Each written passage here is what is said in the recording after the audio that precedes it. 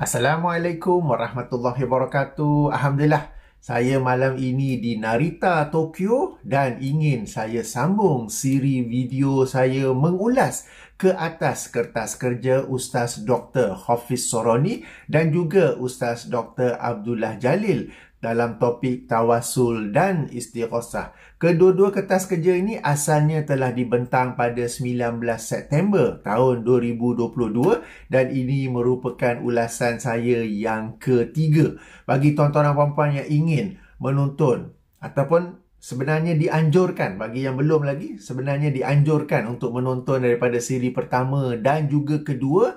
Link bagi video-video tersebut saya bagi dalam kotak description. Demikian juga link bagi memuat turun kertas kerja ini, edisi PDF. Link baginya telah pun saya bagi dalam description bagi video pertama dan kedua. Rasanya tak perlu lagi saya bagi untuk video ini, ya. Okey, jadi tuan-tuan kali ini saya akan mengulas pula atau mengajak ayuh sama-sama kita mengulas secara kritis fatwa Imam Ar-Ramli yang wafat tahun 957 Hijrah tentang istighosah. Imam Ar-Ramli ini seorang tokoh yang hebat, seorang ilmuwan, seorang imam yang hebat dalam mazhab Asy-Syafi'i. Wafat tahun 957 Hijrah. Cuma fatwa beliau dalam bab istighosah ni mungkin menggerak-gerakkan kening sekejap, ya. Okey, sebelum saya nak bacakan dan sama-sama kita ulas dan semak fatwa beliau ini, sedikit mukadimah. Macam saya kata tadi, ini sudah pun dalam siri video yang ketiga. Saya sebelum ni telah membuat banyak video-video dalam topik tawasul dan juga istighosah. Semua tu ada dalam link dalam kotak description, ya. Dan kita telah pun menganalisa dalil dan hujah yang telah mereka kemukakan sebelum ini. Dalil dan hujah mereka yang sebelum-sebelum ni dapat dirumuskan kepada dua. Pertama, mereka berdalil dengan hadis-hadis ataupun riwayat-riwayat bahawa para nabi, para rasul dan orang-orang soleh berdoa di alam barzah, berdoa di alam kubur. Maka boleh bagi kita di alam dunia ini meminta mereka yang telah ada di alam barzah itu untuk berdoa kepada Allah bagi pihak kita. Dalil serta hujah ini telah saya terangkan kelemahannya dalam video sebelum ini. Kemudian ada pula penghujahan yang kedua, yang ini yang disampaikan oleh Imam As-Subki rahimahullah, bahawa ini amalan tawasul, istighosah, meminta syafaat kepada yang telah meninggal dunia merupakan amalan yang dimaklumi oleh seluruh umat Islam, merupakan amalan para nabi dan rasul, juga tidak diingkari oleh para penganut agama-agama. Agama lain pun jadi hujah juga ke? Dan ini juga telah saya terangkan kelemahannya dalam video sebelum ini. Dan kali ini kita akan semak pula dalil serta penghujahan Imam Ar-Ramli dan kita akan lihat cara pendalilan dan penghujahan yang berbeza pula. Berlakunya perbezaan ini menunjukkan bahawa amalan bertawasul, beristighosah dengan orang yang telah meninggal dunia ini adalah sesuatu yang baharu. Ia muncul terlebih dahulu. Apabila disoal, barulah dicari-cari dalil. Kemudian bila dicari-cari dalil, kerana itulah berlaku, orang yang berbeza akan ada dalil yang berbeza. Orang yang berbeza akan berhujah cara yang berbeza sebab amalan itu wujud dulu. Bila disoal, baru dicari dalil. Dan masing-masing akan cari dalil yang berbeza-beza. Okey? Berbanding pula dengan kami, Ahli Sunnah wal Jamaah, berdasarkan salafus soleh. Dalil-dalil kami adalah standard. Dalil-dalil kami adalah sama. Apakah dalil-dalil tersebut? Pertama sekali, tentang berdoa direct kepada Allah. Berdoa terus kepada Allah. Berdoa langsung kepada Allah. Ada penonton dari Indonesia memberi feedback kepada saya.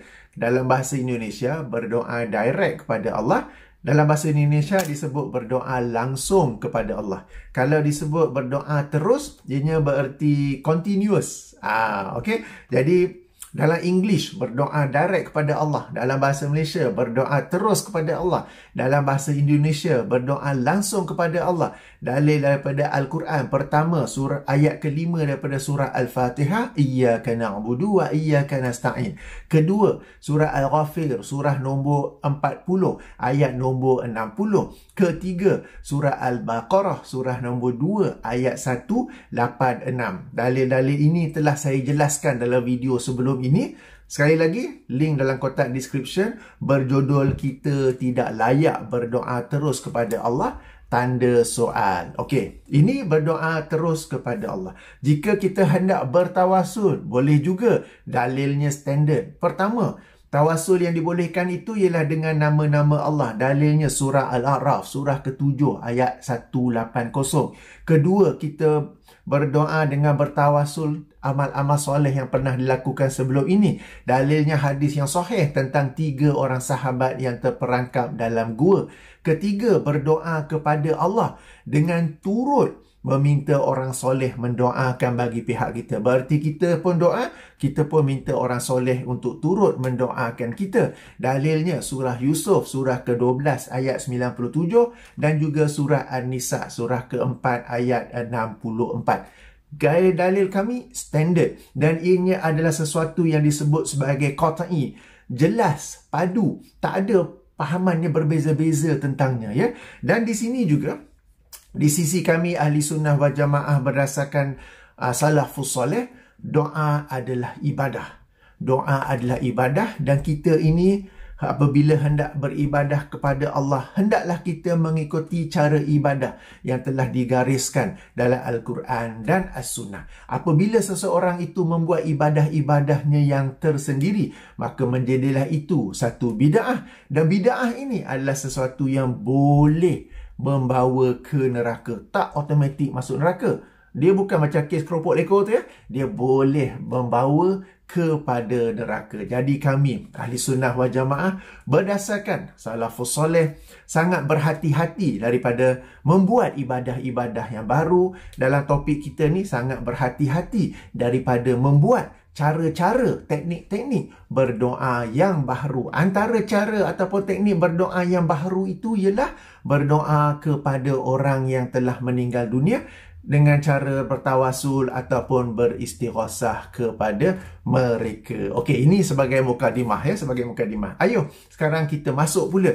kepada fatwa Imam Ar-Ramli. Fatwa ini sangat masyhur sampai kedua-dua tokoh. Yang ini Ustaz Dr. Hafiz Sorani, Ustaz Dr. Abdullah Jalil, kedua-duanya mengemukakan nukilan daripada fatwa ini dalam kertas kerja mereka. Cumanya Ustaz Dr. Hafiz Sorani mengemukakannya secara penuh, sementara Ustaz Dr. Abdullah Jalil pula mengemukakannya secara pendek. Apa yang pendek, apa yang beliau potong tu, ya? Nanti saya jelaskan, okay? Baik, saya sama-sama kita baca. Saya baca daripada kertas kerja Ustaz Dr. Hafiz Sorani kerana ia adalah terjemahan ataupun nukilan yang penuh. Ayo sama-sama kita dengar dan sama-sama kita menganalisa secara kritis, ya. Okey.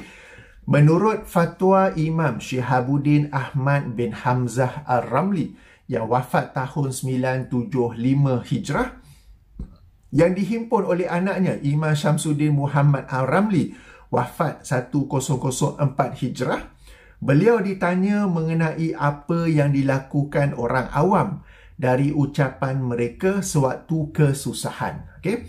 Seperti Ya Syekh Fulan atau Ya Rasulullah dan seumpamanya dari ucapan-ucapan istighosah dengan para nabi, para rasul, para wali, ulama dan solihin. Maka adakah perkara ini harus atau tidak? Dan apakah bagi para rasul, para nabi, para wali, solihin dan masyaikh dapat memberi pertolongan selepas mereka mati? Dan apakah pendapat yang rajih pada yang demikian? Okey, maka dijawab. Okey, Imam Ar-Ramli menjawab soalan ini bahawasanya istighosah dengan para nabi, para rasul, para wali, ulama dan solihin adalah harus dan boleh bagi para rasul, para nabi, para wali dan solihin memberi pertolongan selepas mereka mati. Okay? kerana bahawasanya mukjizat para nabi dan karamat para wali tidak putus dengan matinya mereka.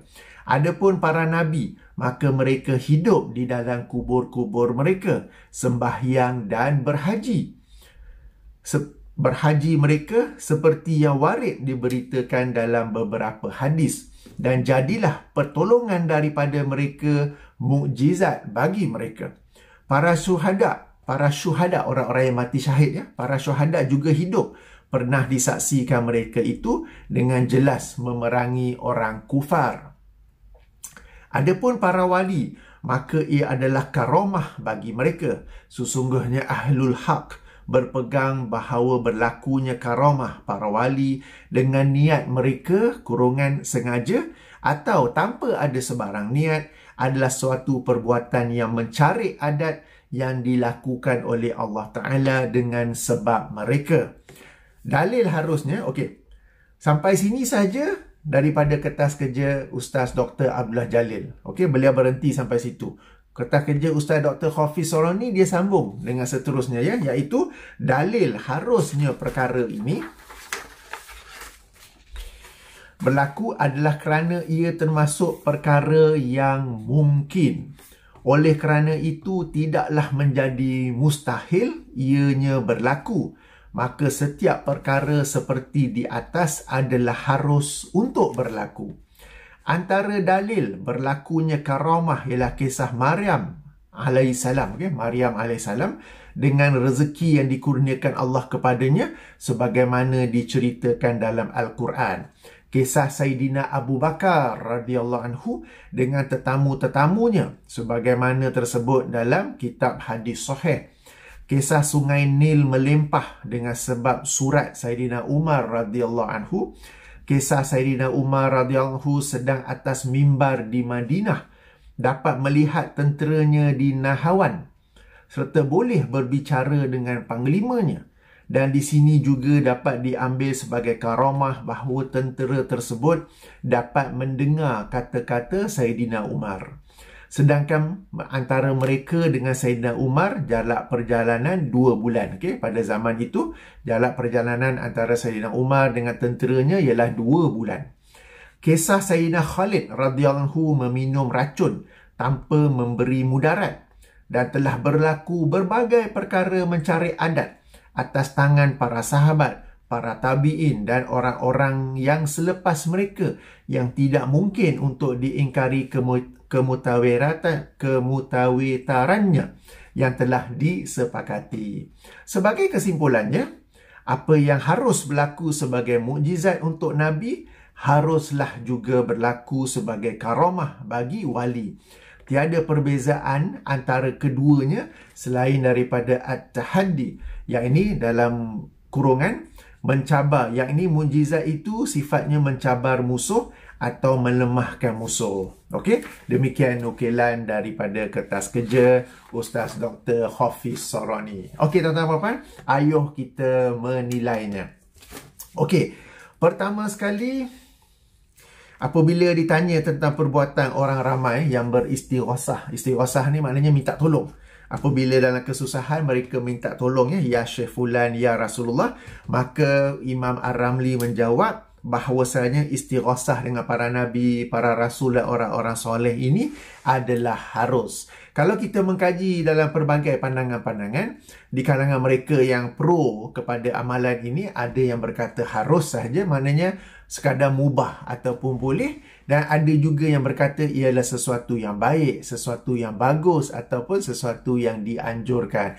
Dalam video sebelum ni ketika kita mengulas kenyataan Imam As-Subuki, beliau berkata harus dan bagus ataupun harus dan elok. Jadi ada perbezaan di situ.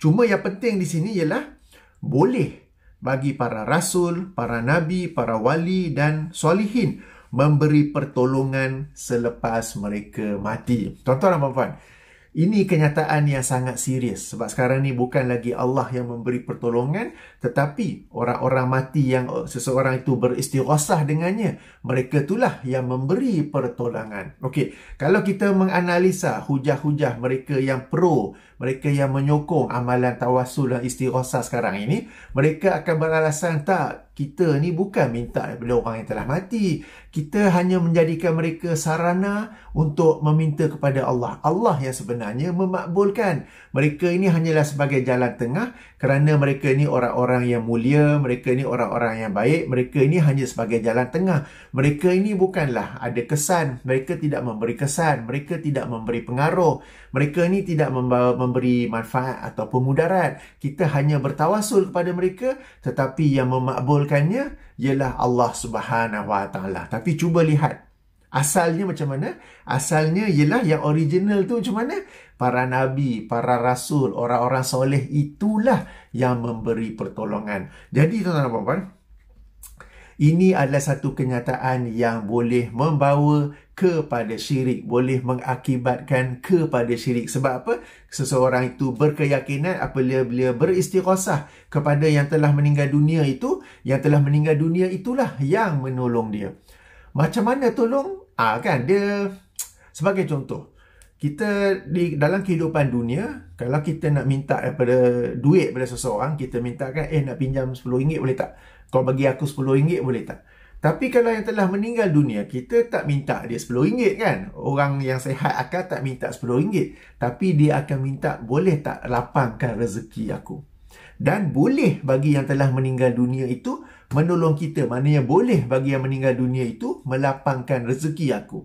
Bila di kehidupan di dunia ini, kita boleh saja jumpa doktor, tolong rawat aku. Tapi bila orang tu pergi kubur dan beristighasah kepada wali, kepada orang soleh, kepada para nabi dan rasul, dia tak akan minta rawat. Sebab kan orang dalam kubur tu bangun dengan stetoskop semua, mari testing blood pressure apa semua tu, ada lari pula kan. Tapi yang dia minta apa? Boleh tak sembuhkan aku? Jadi yang diminta itu adalah sesuatu yang sebenarnya dia boleh hanya minta daripada Allah, tapi dia telah minta daripada sesama makhluk.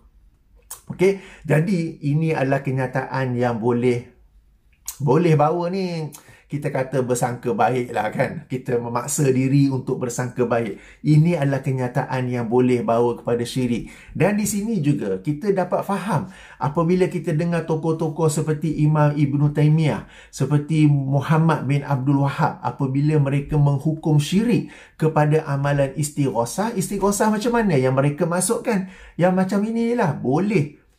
Saya baca sekali lagi. Saya nak tunjuk ni kecil sangat kan. Saya baca sekali lagi. Boleh bagi para rasul, para nabi, para wali dan solihin memberi pertolongan selepas mereka mati.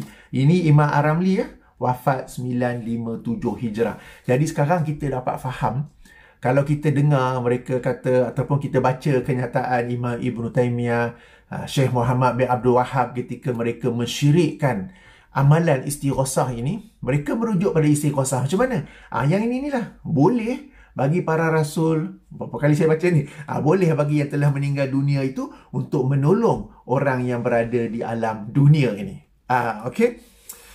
Serius ni tuan-tuan. Okey. Serius ya. Alright. Apa dalil, apa hujah bahawa yang telah meninggal dunia ini boleh menolong kita? Mereka dah masuk alam barzah, tapi di alam barzah tu mereka masih boleh menolong kita di alam dunia ini. Alright. Kerana bahawasanya mukjizat para nabi dan karamah para wali tidak putus dengan matinya mereka. Okey. Adapun para nabi, maka mereka hidup di kubur-kubur mereka, sembahyang dan berhaji mereka, seperti yang warid diberitakan dalam beberapa hadis, dan jadilah pertolongan daripada mereka mukjizat bagi mereka. Okey, dalam video sebelum ni saya telah menerangkan apakah dalil bahawa para nabi ini hidup dalam kubur mereka dan mereka solat. Betul, sebab dalam hadis-hadis yang sahih, apabila Nabi SAW Isra' dan Mi'raj, baginda solat bersama dengan para nabi dan para rasul sebelum baginda. Tentang berhaji, dalil yang paling dekat ada dalam Sahih Muslim. Okay, saya bacakan ya. Sahih Muslim hadis nombor 241, penomboran syarah Sahih Muslim oleh Imam An-Nawawi, hadis nombor 166 daripada Abdullah ibnu Abbas radhiyallahu anhu, anna Rasulullah sallallahu alaihi wasallam marra biwadil Azraq faqala ayyu wadin haza faqalu haza wadil Azraq qala ka'anni, ini penting ya, ka'anni anzuru ila Musa alaihi salam habiton min saniyati walahu ju'arun ilallahi bitalbiyah. Talbiyah haji itu kan, labbaik Allahumma labbaik dan seterusnya. Summa ata ala saniyati harsha faqala ayyu saniyatin hazihi qalu saniyatu harsha qala ka'inni anzuru ila Yunus bin Matta, Nabi Yunus alaihi salam ala naqatin hamra'a ja'datin alaihi jubbatun min sufin khitamu naqatihi khulbatun wa huwa yulambi, dan beliau juga bertalbiyah. Okey, hadis daripada Sahih Muslim.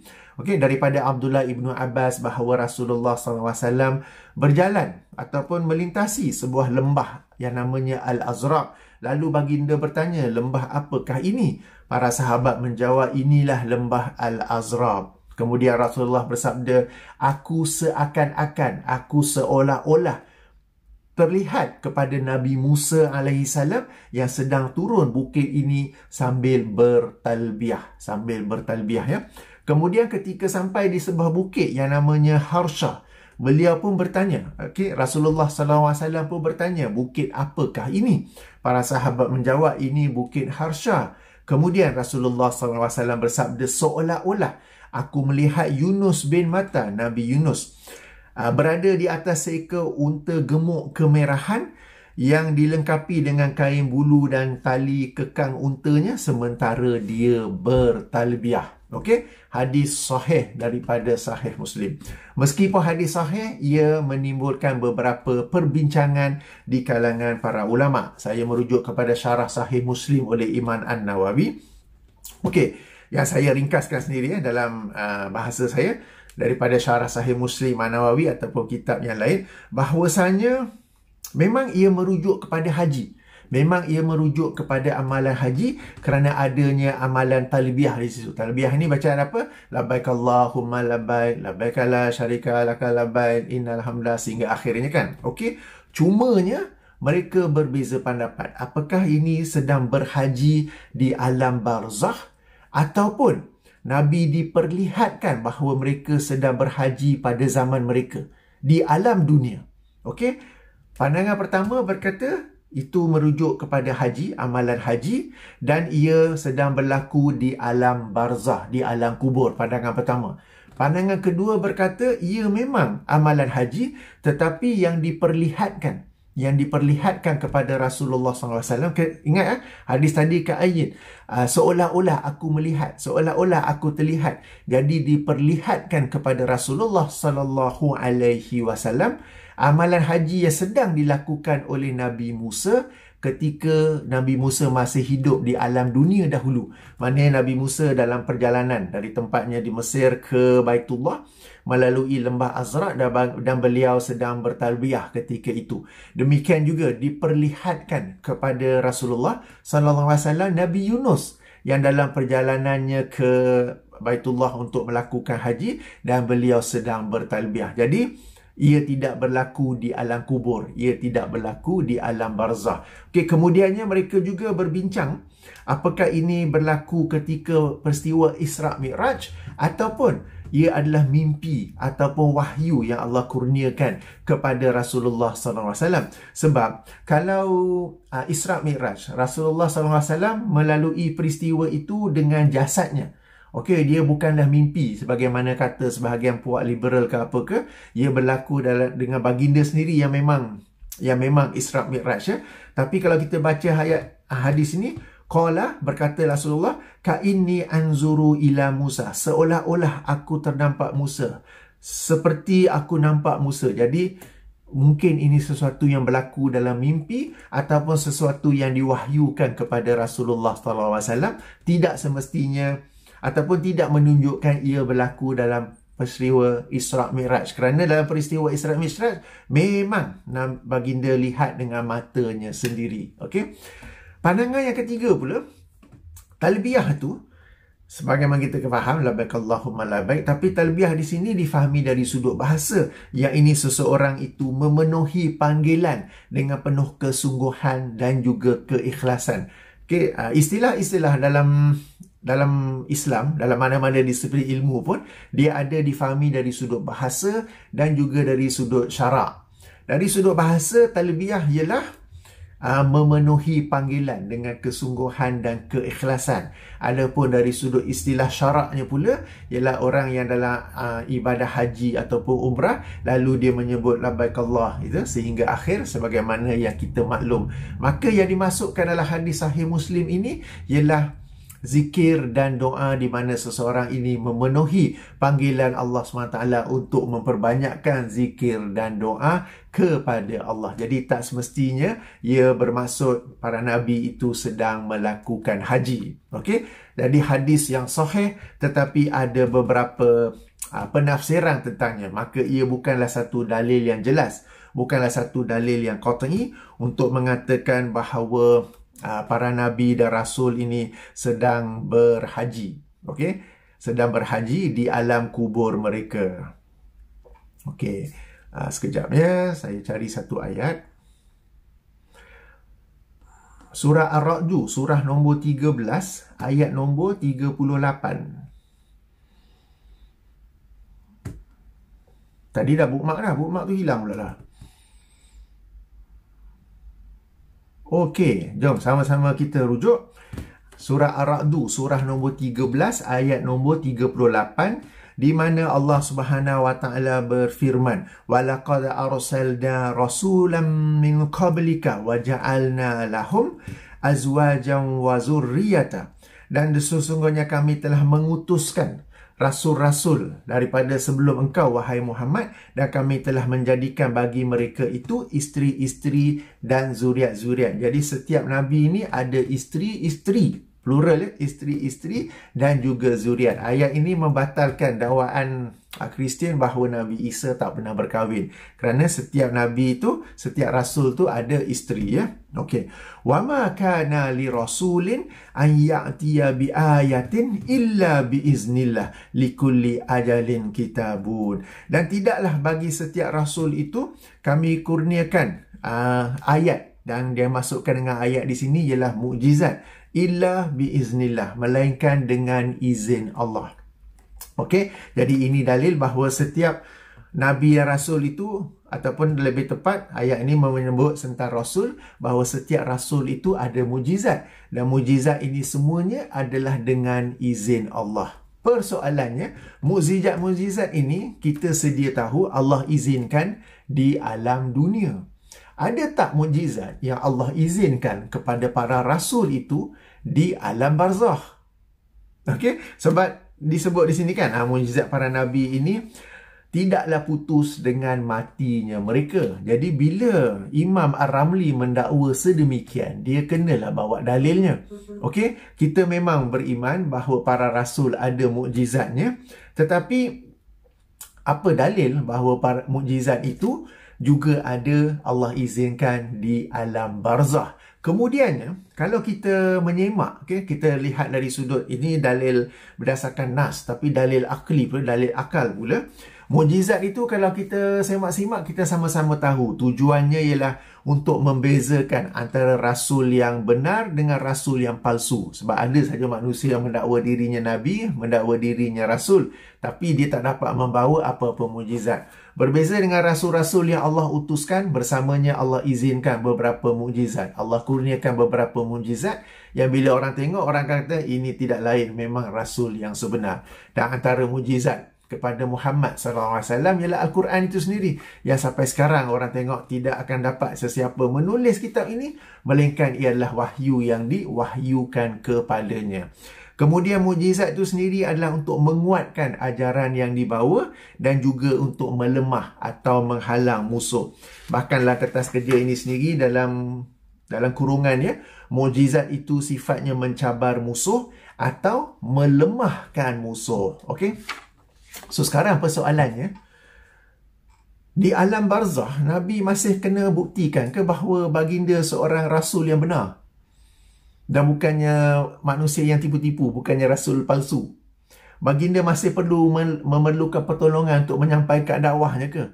Ke urusan baginda, tugas baginda, tanggungjawab baginda menyampaikan dakwah Islam sudah pun selesai. Ia sepatutnya sekarang ini diwarisi oleh ulama-ulama pewaris Nabi, bukan semata-mata ulama-ulama pewaris Nabi di alam dunia ni. Baginda di alam barzah kena berdakwah lagi ke? Okey, dan kalau ada orang yang baginda dakwah di alam barzah, orang tu asalnya kafir, tapi kemudian dia beriman di alam barzah, dia selamat tak masuk neraka nanti ke? Macam mana tu? Okey, dan juga melemahkan musuh. Musuh di alam barzah ni masih ada power lagi ya? Kan? Jadi nampak tak betapa tadi saya kata tergerak kening. Di alam barzah pun ada mukjizat. Jadi kenapa Nabi SAW, Nabi Muhammad SAW perlu ada mukjizat di alam barzah, di alam kubur, di alam matinya tu? Apakah baginda masih perlu membuktikan kebenaran baginda sebagai seorang rasul? Apakah baginda masih memerlukannya sebagai dalam rangka berdakwah? Masih berdakwah di alam barzah ke? Kalau masih berdakwah tu, masih boleh lagi lah orang nak beriman. Ada orang yang telah meninggal dunia tetapi dia dalam keadaan kafir, musyrik, tapi diteruskan dakwah, di alam barzah dia beriman, lalu di alam akhirat kelak dia selamat. Macam tu ke? Ataupun untuk melemahkan, untuk menghalangkan strategi-strategi buruk musuh-musuh kan? So musuh ni pun masih ada power di alam barzah sampai mereka pun boleh mengganggu dakwah Rasulullah di alam barzah. Okey, jadi secara zahirnya kita macam nak memuliakan Nabi. Sebagaimana di alam dunia baginda ada mukjizat, di alam akhirat pun baginda ada mukjizat. Kan, seolah-olah macam tu kan. Tapi bila kita fikir macam, bila kita semak lebih lanjut, pertama sekali, tak ada dalil bahawa mukjizat Nabi ni ada di alam barzah. Mana di alam barzah ni ada Al-Quran juga ya? Al-Quran dalam kubur. Macam mana tu? Termasuk dalam penghinaan Quran ke? Kan? Kemudiannya mukjizat ni taklah berlaku melainkan apa yang Allah izinkan. Kita bacakan surah Ar-Ra'd ayat nombor 38. Apa dalil Allah izinkan? Allah ada beri mukjizat kepada Nabi Muhammad ataupun para rasul yang lain di alam barzah mereka, dan kemudian Allah izinkan mukjizat untuk berlaku di alam barzah mereka. Kemudiannya dari sudut teori akal pula, apa logiknya ada mukjizat di alam barzah, di alam kubur?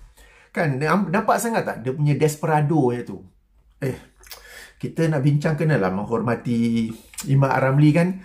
Tapi tak apalah, bahasa kita begitu desperado untuk membuktikan adanya mukjizat di alam kubur ni sampai tak boleh fikir lanjut. Bagi hujah yang bila kita baca, atas kurang-kurangnya saya baca, ya benar. Okey, seterusnya. Para syuhada yang mati syahid juga hidup. Pernah disaksikan mereka itu dengan jelas memerangi orang kufar. Apa maksud di sini? Yang mati syahid tu masih lagi berjuang jihad fisabilillah dengan orang kafir di alam barzah ke macam mana tu? Yang ini ni tak apa, saya letak tepi ya. Adapun para wali, maka ia adalah karamah bagi mereka. Sesungguhnya Ahlul Haq berpegang bahwasanya berlakunya karamah kepada para wali dengan niat mereka sengaja ataupun tanpa sebarang niat. Ia adalah satu perbuatan yang mencari adat yang dilakukan oleh Allah dengan sebab mereka. Okey, jadi Allah yang telah memberi kepada mereka karamah tersebut. Alright. Sekali lagi, karamah ini adalah satu perbuatan yang mencari adat, yang di luar adat kebiasaan. Okey? Bila kita sebut adat, macam mana kita nak ukur ia adalah satu adat kebiasaan? Kita tahu sesuatu yang berlaku di alam dunia ni, inilah adat kebiasaan, dan karamah kepada seseorang itu ialah dia mampu buat sesuatu yang berbeza kan? Sekarang ini, apakah adat kebiasaan di alam barzah sehingga seseorang itu kita lihat dia boleh buat sesuatu yang lain sampai kita pun boleh kata itu karamah? Apakah adat kebiasaan di alam barzah itu yang dengan itu dapat kita kenal dan bezakan antara adat kebiasaan dengan sesuatu yang mencari adat? Tak ada kan? Kita tidak tahu tentang alam barzah, tentang alam ghaib, tentang alam kubur, melainkan apa yang dikhabarkan oleh Allah Subhanahu Wa Taala kepada kita melalui Al-Quran dan hadis-hadis yang sahih. Di sini Imam Ar-Ramli sendiri tidak mengemukakan walau satu dalil tentang karamah orang-orang soleh di alam kubur, di alam barzah. Yang beliau kemukakan ya, kisah Abu Bakar, kisah Maryam alaihissalam, kisah Umar, kisah Khalid bin Al-Walid, semuanya di alam dunia. Imam Ar-Ramli sendiri gagal, kenalah impresif kan, gagal mengemukakan sebarang dalil bahawa berlakunya karamah kepada orang-orang soleh ini di alam kubur, di alam barzah. Bahkan beliau juga berhujah, dalil harusnya perkara ini berlaku adalah kerana ia termasuk perkara mungkin, oleh itu tidak mustahil. Sejak bila pula dalam agama kita ni mungkin ataupun tak mustahil adalah satu dalil? Apatah lagi nak bincang tentang perkara di luar alam kita, di alam barzah, di alam kubur, di alam gaib itu, dalilnya mungkin berlaku. Mungkin boleh berlaku macam-macam lagi. Apakah agama Islam ini dibina di atas kemungkinan-kemungkinan? Dibina di atas tidaklah mustahil. Okey, jadi ini sendiri sesuatu yang sangat rapuh. Sesuatu yang bagi saya desperado. Minta maaf ya, kita sepatutnya membicarakan dengan penuh adab ke apa ke. Tapi nampak desperado yang amat sangat. Sesuatu yang mungkin. Okey, dan macam saya kata tadi, yang ini nukilan penuh yang dikemukakan oleh Ustaz Dr. Hafiz Soroni. Ustaz Dr. Abdullah Jalil dia stop, dia tak bawa yang dalil-dalil ni. Sebab Ustaz Abdullah Jalil sendiri tahu dalil ni macam mungkin ni tak mungkin. Kita ni nak bincang hal alam barzah, bawa lah dalil yang qat'i wurud, maknanya sahih, sama ada dalam Quran ataupun hadis sahih, dan juga teksnya, matannya juga qat'i adilalah. Jadi ada petunjuk yang jelas, yang padu. Apa mungkin kan? Kemudiannya semua dalil-dalil, kisah-kisah yang dibawa itu ialah karamah yang berlaku di alam dunia, bukannya di alam barzah ataupun di alam kubur. Baik. Di bawahnya tu, dekat akhir, sebagai kesimpulannya, apa yang harus berlaku sebagai mukjizat untuk Nabi haruslah juga berlaku sebagai karamah bagi para wali. Okey, jadi bila dia samakan karamah dengan mukjizat ni, sekali lagi macam tadi kan saya sebut, apa perlunya para nabi dan rasul kepada mukjizat di alam barzah, di alam kubur? Apakah mereka masih perlu membuktikan diri mereka ini seorang rasul yang ori, seorang nabi yang ori di alam barzah? Apakah mereka ini masih lagi berdakwah di alam barzah sehingga dengan itu mereka masih memerlukan mukjizat? Apakah bila mereka berdakwah, okeylah di alam barzah kan, Abu Jahal ada kat situ kan, dakwah. Tiba-tiba mereka beriman pula. Apakah Allah menerima iman Abu Jahal, Abu Lahab di alam barzah itu? Nabi Musa pun berdakwah pada Fir'aun. Fir'aun tak nak terima. Bila sedang melintas Laut Merah, dibelah, mujizat kan, dibelah Laut Merah tu, Musa alaihissalam dan para pengikutnya berjaya menyeberang, kemudian diikuti pula oleh Fir'aun dan musuhnya. Kemudian laut itu pun menimbus mereka dalam suasana nazak seperti itu. Fir'aun macam hendak beriman, tapi Allah kata tak diterima lagi dah. So sekarang ni bila Fir'aun dah masuk alam barzah, Musa alaihissalam masih berdakwah pada Fir'aun ke? Masih bawa mukjizat ke? Dengan tongkatnya, dengan ketiak yang boleh keluar cahaya putihnya ke? Dengan boleh membelah laut ke? Dan sebagainya. Masih berdakwah ke? Dan kalau Fir'aun ni sekarang di alam barzah, di alam kubur, menerima dakwah Nabi Musa, iman Fir'aun tu dikira lagi ke? Ataupun macam tujuan mukjizat ni ialah mencabar musuh atau melemahkan musuh. So Fir'aun ni katakanlah dia masih tak nak beriman. Dia masih nak attack Nabi Musa di alam barzah ni. So Fir'aun ni pun di alam barzah pun ada power lagi lah.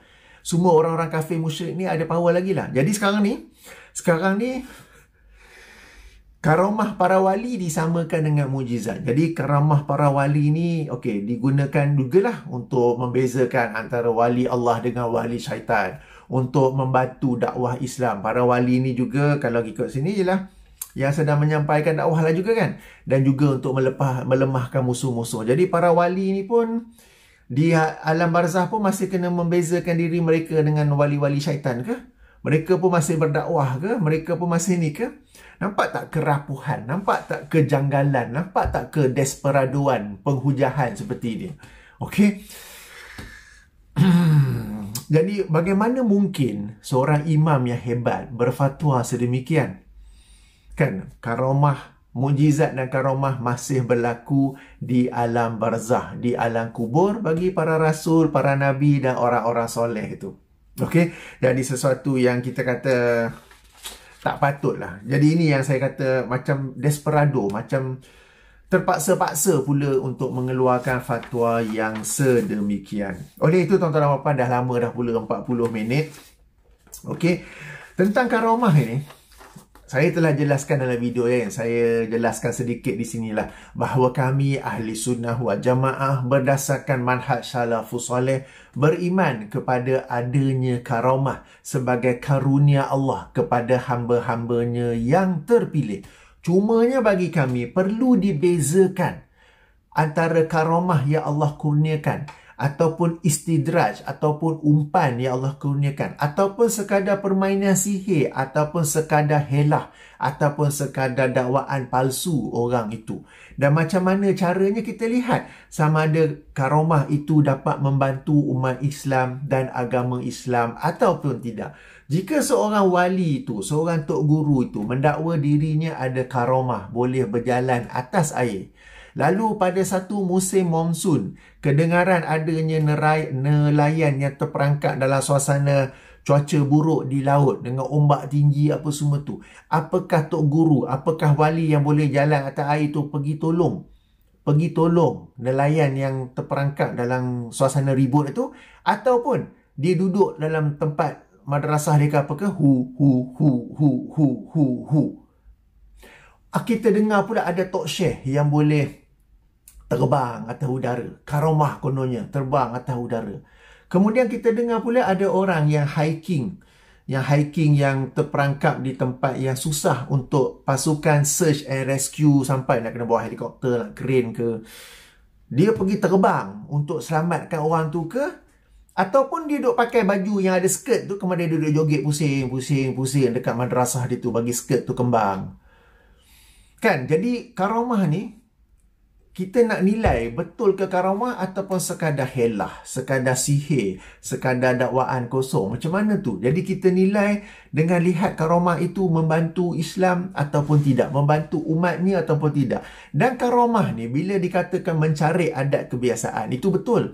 Tetapi ia bukanlah perkara-perkara yang pelik. Sebagai contoh, karamah para imam kita dahulu, mereka mampu menulis kitab, bukan sekadar kitab, tapi kitab yang berjilid-jilid, banyak judul dan setiap judulnya berjilid-jilid. Kita ni nak tulis esei 2-3 muka surat A4 pun punyalah payah, punyalah traffic jam. Tapi Allah bagi karamah kepada mereka menulis kitab Fathul Bari, Tafsir Ibn Katsir, Tafsir Ibn Jarir At-Tabari dan sebagainya kepada para imam ini. Sampai-sampai kita dapat manfaat. Ini kita sebut karamah. Karamah ini seseorang itu yang dapat, sebagai contoh baru-baru ini ada seorang syekh dari Maghribi yang sampaikan, Dr. Said Al-Kamali. Maghribi kan, Dan beliau ni saya tengok, dia punya atur cara. Hari ni, dalam satu hari tu, dia boleh bagi kuliah penyampaian ilmu di beberapa lokasi. Bukan terbang, maknanya ada naik kereta ke apa ke. Tapi sesiapa yang ada bagi talk, public speaking, dia tahu letih tau. Letih mental, letih fizikal.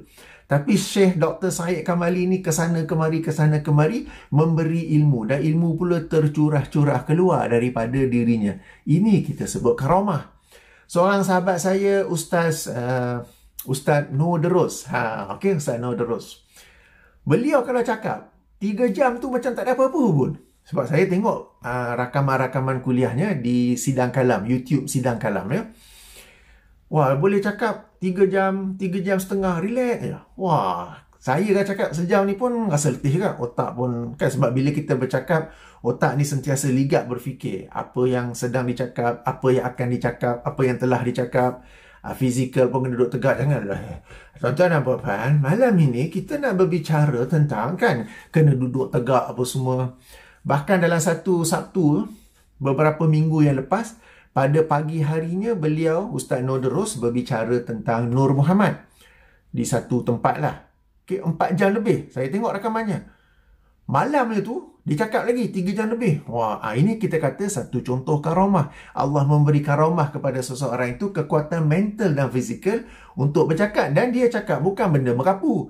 Ni ke Ustaz Nordros ke Ustaz Dr. Syed Kamali ke, bukan bercakap benda merapu, benda-benda yang ilmiah, benda-benda yang heavy yang kita dengar pun macam heavy lah aku nak proses kan. Tapi mereka mampu bercakap. Ini karamah. Okey, jadi karamah ini sesuatu yang membantu Islam dan umatnya, bukan syok sendiri. Bukannya boleh terbang lah, boleh jalan atas air lah, apalah, okey. Jadi kami ahli sunnah wal jamaah berdasarkan manhaj salafus soleh, kita menerima karamah. Cuma kita membezakan karamah tu betul-betul berlaku ke, betul-betul Allah kurniakan ke, atau semata-mata istidraj, ini satu umpan, ataupun permainan sihir, ataupun tipu daya, helah, silap mata, ataupun dakwaan palsu semata-mata. Jadi secara peribadi, kayu ukur yang saya guna untuk menilai sesuatu karamah itu ialah apakah ia membawa manfaat kepada Islam dan umatnya atau tidak. Itu karamah. Alright? Dan bila dikatakan karamah ni mencari adat, betul, it is berbeza, dia luar kebiasaan adat. Apakah adat dalam alam barzah itu sehingga dapat dikenal pasti bahawa yang sedang berlaku ini ialah sesuatu yang mencari, sesuatu yang di luar kebiasaan adat itu. Kan? Kita tak tahu pun adat dalam alam kubur. Okey? Jadi tentang karamah ni saya pun ada video yang lain saya buat sebelum ini, ada saya jelaskan dia. Baik, sedikit sebagai kesimpulan ya. Kesimpulannya, fatwa Imam Ar-Ramli rahimahullah, meskipun kita menghormati beliau, kita melihat pandangan-pandangan beliau dalam hal fiqh, hukum-hukum fiqh, beliau seorang tokoh besar dalam mazhab Syafi'i. Bahkan sebelum ni saya juga ada membuat video tentang keropok lekor dan juga pandangan Ustaz Azhar Idrus tentangnya. Saya juga ada menukil pandangan daripada Imam Ar-Ramli tentang ikan kecil, ikan besar. Siapa yang tengok video tu dimaklum. Okey, jadi kita memang menjadikan beliau rujukan dalam hal-hal fiqah mazhab Syafi'i. Cuma dalam hal akidah atau dalam hal istighasah ini, bagi saya fatwa beliau ditolak. Fatwa beliau ditolak beberapa sebab. Pertama, ia boleh mengakibatkan syirik. Sebab kalau kita baca tulisannya, yang betul-betul menolong ialah makhluk itu sendiri. Baik para nabi, para rasul, orang soleh, para wali dan sebagainya. Yang tolong ialah itu tu. Dan kerana fatwa seperti inilah kita dapat faham kenapa orang-orang seperti Imam Ibn Taymiyah, Syekh Muhammad bin Abdul Wahab dan tokoh-tokoh lain yang menghukum syirik kepada istighasah. Sebab orang yang beristighasah itu benar-benar berkeyakinan bahawa makhluk yang diserukan itulah yang memberi pertolongan. Yang kedua, kenapa ditolak? Kerana tidak ada dalil bahawa mujizat dan karamah para nabi, para rasul dan orang-orang soleh berlaku di alam barzah ataupun di alam kubur. Okey, dan tidak ada dalil ni bukan sekadar dalil-dalil dalam Al-Quran dan Sunnah, tetapi dalil dari sudut logik akal. Okey, dalil nakli, dalil akli. Okey, kita ni tak ada nak pakai logik akal, apatah lagi bila kita masuk dalam alam gaib, alam barzah, alam kubur. Tapi bila kita fikir mujizat tu tujuannya apa? Karamah tu tujuannya apa? Kenapa pula nak diperlukan mujizatnya di alam kubur kan? Okey. Dan akhir sekali saya tinggalkan dengan hadis Nabi SAW riwayat Imam At-Tirmizi dan An-Nasai, merupakan hadis ke-11 daripada hadis 40 yang dihimpun oleh Imam An-Nawawi, bahawa Rasulullah SAW bersabda, tinggalkanlah apa yang meragukan kepada apa yang tidak meragukan. Berdoa dengan bertawassul kepada yang telah meninggal dunia ni, bertawassul, beristighasah, meminta syafaat, sesuatu yang meragukan, tak ada sesuatu yang solid. Berbeza dengan tadi yang saya sebut tu, kita berdoa direct kepada Allah, terus pada Allah, langsung pada Allah, atau bertawassul dengan apa yang telah disebut secara qat'i, secara jelas dan padu dalam Quran dan Sunnah. Kita amalkan itu dan tinggalkanlah apa-apa yang meragukan. Baik, sehingga sini saja dahulu. Nanti insyaAllah kita sambung lagi ulasan ke atas kedua-dua kertas kerja ini ya. InsyaAllah. Subhanakallahumma wa bihamdika. Asyhadu an la ilaha illa anta astaghfiruka wa atubu ilaika. Assalamualaikum warahmatullahi wabarakatuh.